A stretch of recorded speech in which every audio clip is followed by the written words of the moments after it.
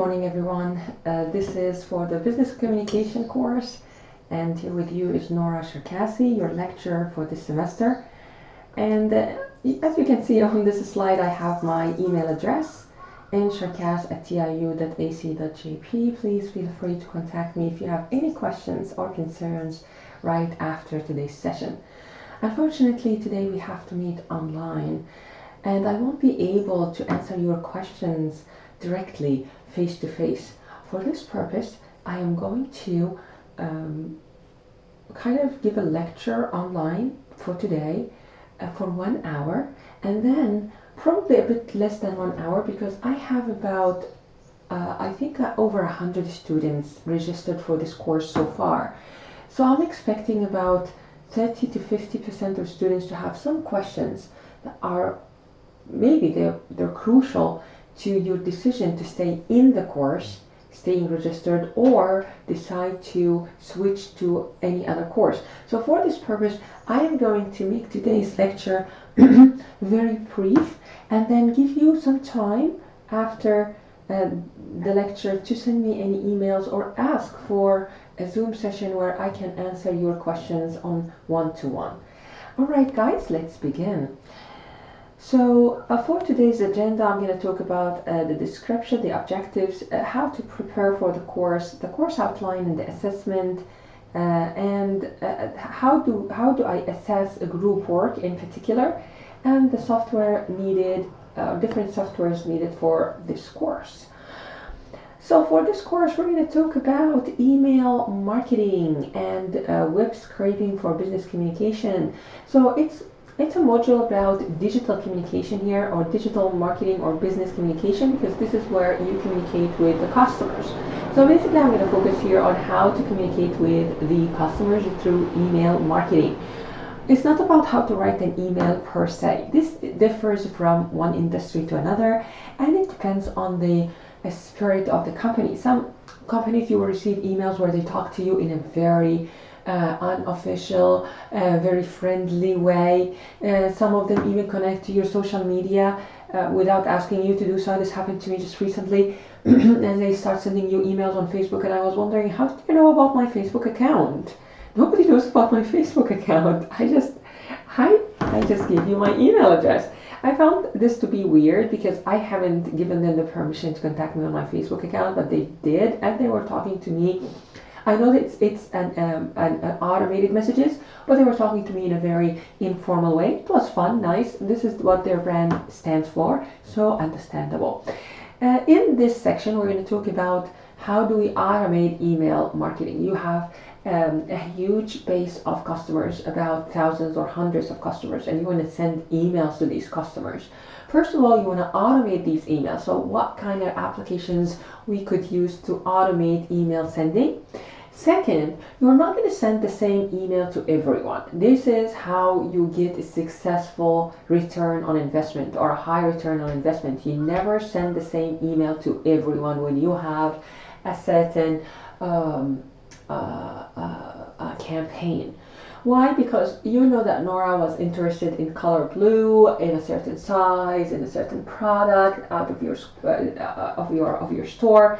While, for example, Sarah was interested in seeing color in with a different product and so on. So you need to target different customer groups. We're not talking about one-to-one personalized marketing because this will take forever to complete the task. We're talking about modest automation where you can group your thousands and hundreds of customers into you can put them into probably like 10 to 20 groups, maybe 15, maybe 5. And in our scenario, we're going to put them into 4 to 5 groups, and then for each group we're going to try to write an email where it will talk to that group in a particular way that touches on their interest. You probably took in the marketing course the touch points.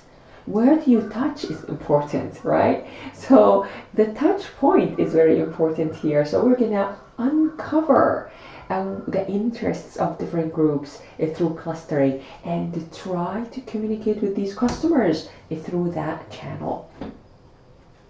Now, you might be wondering, how am I going to tackle this in a very academic way? Well, there is a very popular researcher, no, I'm not going to say agency, but I'm going to say a research lab in marketing, and it's called the MEC Lab. I personally have been trained by the MEC Lab, and they have amazing case studies where they can teach you and show you the before the customer came with their website or with their email, with their interface, of course, because nowadays emails are not only an email text. Nowadays emails look like a page of their own website, right? You always have like those interactive HTML emails where you have images and clicks and. And means other buttons and other web elements in the email, embedded in the email. This is what I'm going to train you on. And I will show you, based on scientific evidence, how the transformation and different changes from before to after could help improve the return on investment or help improve the performance of the business. Now, we would like to send the email off to our existing customer base. Good. So you have emails of your existing customer base, and this is the first kind of like sub-module of the first module, which is email marketing. Now, what if you are working on recruiting new customers? You're working in the service industry. We always focus, usually we tend to focus on the physical goods and services kind of industry. But what about the services industry? Service industry is really difficult, guys, because you need to recruit your own customers, your own clients, let's say. And most of the service industry is like a mediator where you have clients, like certain businesses, and then you have customers. So you are working with the customers for your clients. So you're the midpoint. You're working with business entities that you call them clients, and then you work with other individual customers for these clients, the potential customers for these clients. In this case, you usually look for customers we're going to take a case study of recruitment, and we're going to see how you could use web scraping to collect the email addresses on a certain website, so that, and the first name, last name, and the email address of the person working in a certain let's say working in a certain hospital, because one of the pharmaceutical companies is interested in hiring, for example, a medical doctor, so in a certain field. So we need to also collect, automatically collecting, not imagine if it's a very big hospital with thousands of doctors and departments, and you have to log in the data entry by hand. So I want to show you how do we use web scraping so that we can collect this data automatically. You can just set up the code and then, or set up the application, and then you can go grab a cup of coffee and come back, and the results will be there. You can export them on an Excel sheet, a spreadsheet, and then you can filter them as you wish. All right, guys, how about video production? Video production, I'm sorry, this is supposed to be 2, not 3. I'm sorry. All right, let's fix it now. One thing about me is I'm very flexible, and I hope most of the students here in this course also going to be as flexible. All right. So over here, guys, we're going to talk about, over here we're going to talk about video production as content marketing approach. Why video production? First of all, guys, as you may know, you need video production not only for your email marketing, not only for your marketing campaigns, and nowadays, for example, one very prominent company here in Japan is Rakuten. Rakuten asks, most of the departments in Rakuten asks the the applications to be attached with a video of your self-introduction of what you've done. They want to see you before they actually even ask you for an interview. So that is quite interesting. I find this to be very interesting that you have you know, you need to stand out in these 1 minute, in this 1 minute that they give to you. So in this video production, first of all, I'm going to introduce you to a free of charge video editing software. First of all, for your own personal use. You have many videos on your smartphone, you want to put them all together. I'm sure there are many applications on the smartphones nowadays, but let's say that you want to put it on your PC, or try to do that. Second, you could also put a video all together as a marketing campaign, as a social media post, and so on. I'll show you how to use certain transitions. Of course, it's not as powerful as Adobe transitions, but I feel with Blender, it's just a matter of time for it for developers to start developing more and more new materials that is free of charge, and just as equivalent to the Adobe powerful effects. All right, so in the video production section, we're going to talk about video editing, and this hopefully will help you also with recording your own self-introduction, where you could use it and it could come handy for job recruitment and job offers. Then comes the professional business communication in the job market. Last year we didn't have time to cover this, honestly. Last time what we did a project with the public relations office, and students created a video for the public relation office about TIU. But there were many different comments that the PR office provided us, and they wanted us to do things differently. So this year I am hoping to work with them, but I'm still a bit hesitant because of the big number of students in this course. However, most likely it is better for us to work on a real life project with a real business, which is our university. Its success is our success, especially during this very hard time of the pandemic. So maybe we could help them out with the public relations videos, and hopefully if they like our work, they can use it on their social media platforms. Let's talk about different objectives of the course. Would like you to understand the best practices of email marketing. Would like you to learn skills on how to classify different customers in your database. So basically, it is a little bit touching on analytics.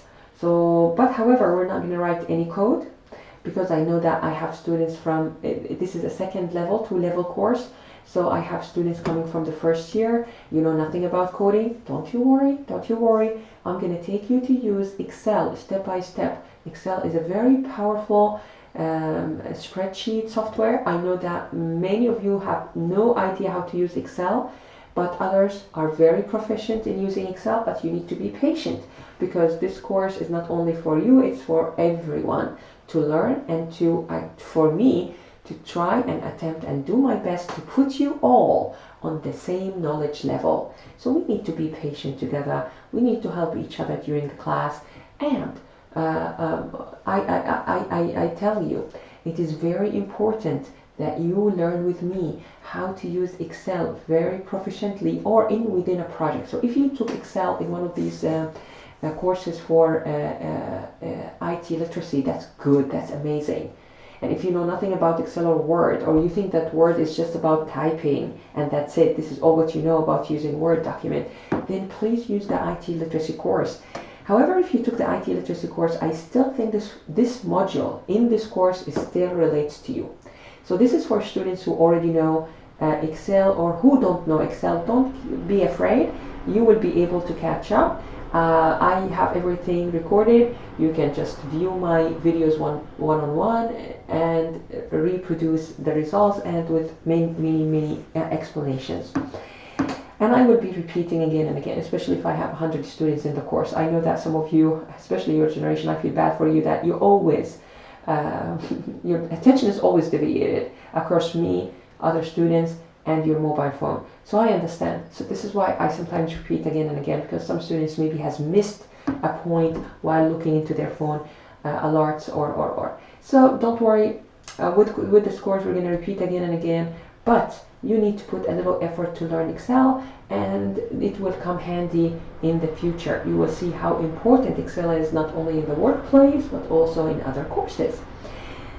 All right, second, we're going to learn also how to do a different, we're going to develop skills on using tools like Blender, on how to use it to edit different videos. Please understand that when you work in a company, they will not allow you to take the videos of the company, which is a digital asset, and put it on your mobile phone application so that you can edit it, right? Because in companies, even a certain a laptop will be given to you if you're dealing with any assets, and nowadays digital assets is very important. So they won't let you put it on your mobile phone and use your very favorite easy to use application. So this is why I feel using Blender, or teaching you and training you on using Blender, will also come handy in the future for your own use and for business use. Also, some of you might have their own businesses, right? I maybe encountered 1 or 2 students, in fact, they have their own business, or they aspire to open up their own business. So of course you're not going to let other people have a hold on of your own digital assets, right? So you would want them to use it on a certain computer of your company. And what's better than using a free of charge Blender software rather than buying a license for Adobe software or Adobe Elements. All right. Now, let's talk about the best practices to conduct and participate in interviews. Hopefully, I will be able to summarize this in the very last portion of the course, especially whenever we're done with everything. But because of the big number of students participating in this course, I don't think we're going to get to the third part, but I'm not very bitter about it, because there is a standalone course that talks about career preparation in TIU, and it's only a 1 credit course or 2 credit course, I think. So I'm not bitter about it, because I know there are a standalone course that focuses on this topic in particular, and I just put this topic just in case I don't have enough students, or I don't have like over 30 students in the course. But I ended up also this year having a very big number of students. Last year we had about 60 or 70, this year above 100. So we are going to have fun. We're going to work together. We're going to generate content, original content. That is something, guys. You are a content generator when you are creating your own YouTube or whatever software's kind of videos on whatever platform. But over here, we're going to work together on creating a content that hopefully the PR office will like and use for their social media platform. So it's a real business. Even though it's the same entity, TIU, that doesn't mean it is less of a business. I shouldn't necessarily bring a company from outside TIU doors so that you can take this as a practical, real-life example. TIU is also a valid business. They need to recruit students. They need to market themselves. They need to communicate with prospects. They communicated with you. This is how you decided also to come and join. So this is why we are going to help them, especially during this very hard and difficult time of the pandemic. So this course, it's an average. Now, some of the students also maybe taking part of this course maybe are very popular YouTubers. Who knows? I hope that you come and let me know if you are, because then I could ask you for your experience in video editing. As you can see, my YouTube videos are very rough. I don't have the time to really edit them nicely and all that, but well, maybe I should make the time. However, as teachers, guys, we also have research tasks, so we spend most of our time as well on research. But it's not an excuse. Maybe I'll edit them later on when I have time.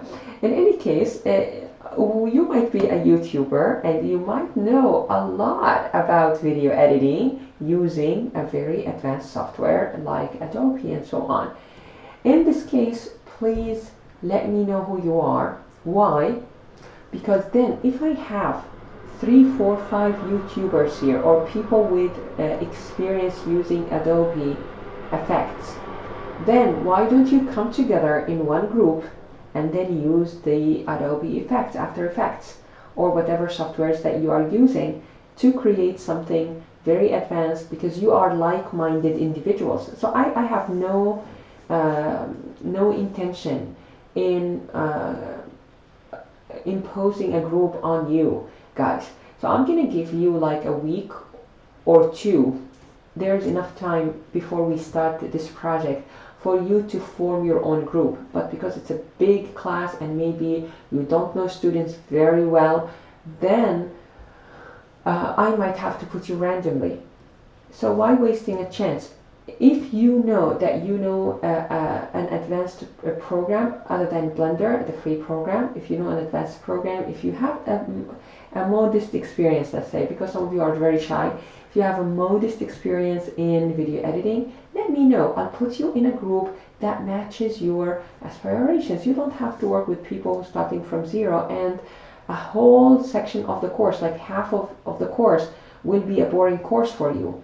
Let it be interesting. Let you generate some good content for our beloved TIU. Course outline. So we're going to talk about Module 1, customer segmentation, developing a proposition statement, and an email design, digital email design, and we're talking about web scraping.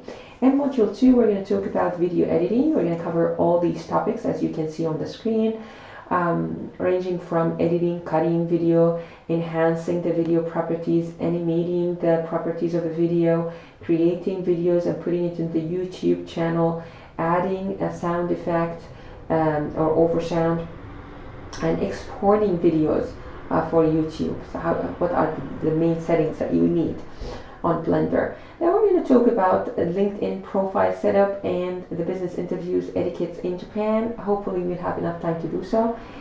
And there are some changes in the syllabus because of the big number of students in this course, and because I have to give very unique grades for each and every student, and I don't want this course to be harnessing free riders. Free riders are students who are hiding within a group and they do nothing. So we're going to have a project, some quizzes in the first project, in the clustering project. So I'm going to give you like some quizzes, some questions, and you will have to answer them in multiple choice. So this means that you really understand what you're doing. You haven't just copied the Excel sheet from your friend and just submitted the assignment. So that is very important for me, that all students are treated equally and all students have to do the work, and there will be a valid assessment method. A valid assessment method back in the time was the assignment submission on Moodle, and I used to ask students in class, but now with over 100 students in class, it's very difficult for me to randomly ask students in class and make sure that they really understand what they're doing. My goal is not to expose the students who don't do the work per se, which is, yes, maybe a goal, but it's not my utmost goal. My major goal is for me to enforce the learning. I want everyone to know what we've been doing in class, not just a free rider, knew nothing, and then say, oh, it was an easy C or an easy B in this course. This is no good, and I won't let this happen. For this purpose, I added these quizzes. Then we have the assessment for the first module, 50%. For the second module is 45%, because then we have the professional business communication, 5%. However, I don't think with a big number of students in this class we're going to get to the module 3. So this assignment here, I'm sorry, percentage will go all the way up here. So we'll have two main projects. Of course, these two main projects, as you can see, have sub-projects.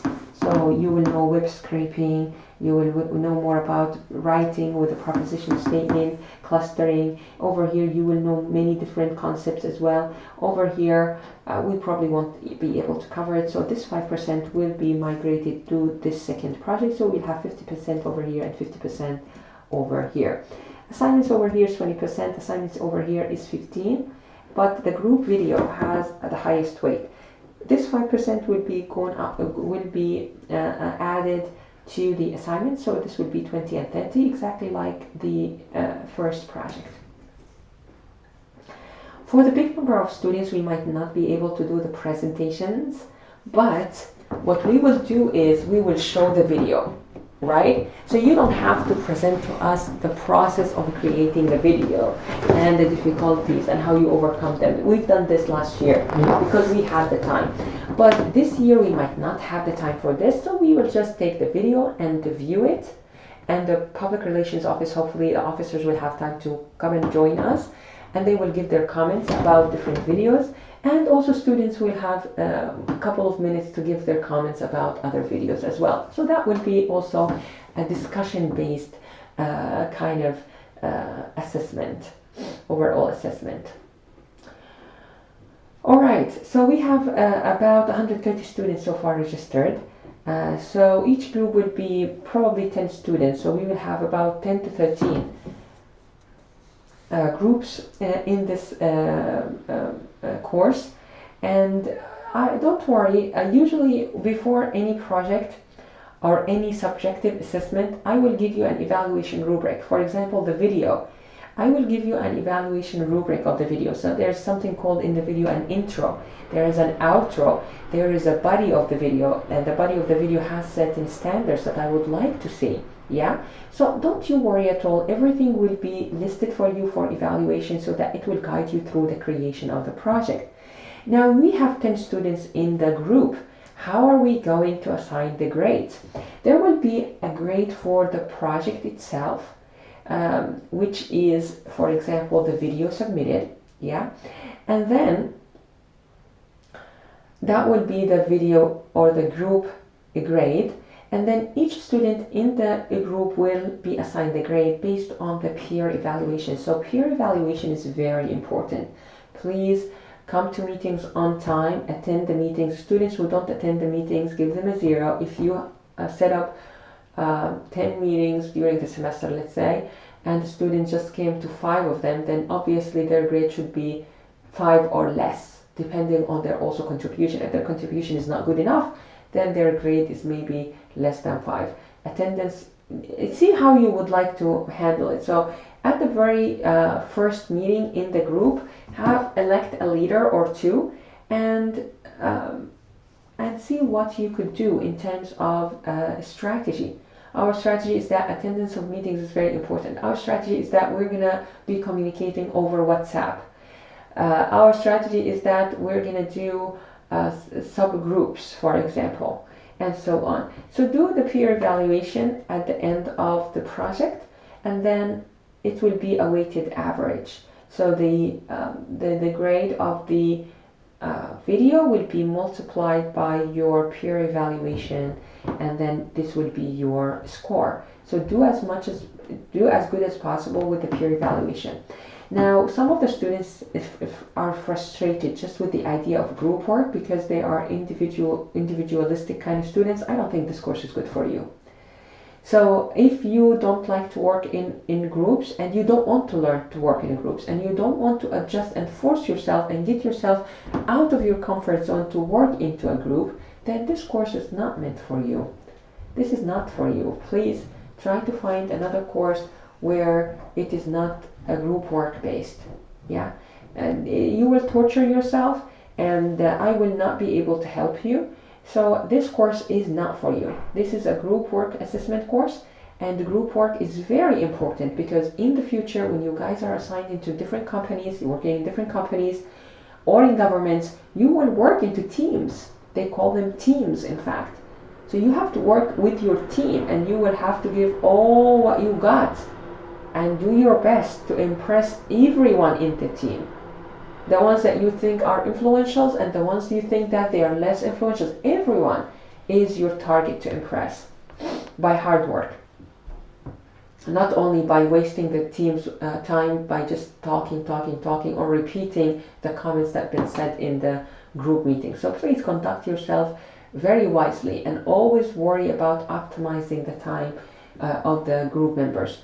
Software here, we're going to use Excel for the first module for clustering, and we're going to use Blender for the video editing module of the course. This is some of the topics that we're going to cover with Blender, but I'm not going to go over it because right now you don't really understand some of the concepts here. So I'm just gonna stop here for now for today. Today is just the first day of our class and it's online, so I don't want it to be more dull than what it is right now. I'm just gonna wait for you to email me if you have any questions or any concerns, or ask for a Zoom meeting. Thank you so much for registering for this course. This course, the first module, is individual based. You're not going to work with a group. So all the assignments, all the assignments, all the quizzes will be on individual basis. The second module will be group based. So if you have any experience with video editing, or you are a YouTuber, please let me know. Send me an email of your name and your student ID, and then I will keep a note of all of the students who are with previous experience and put them together in an advanced group. All right, guys, thank you so much for today, and I'm looking forward to see you on Tuesday. Take care.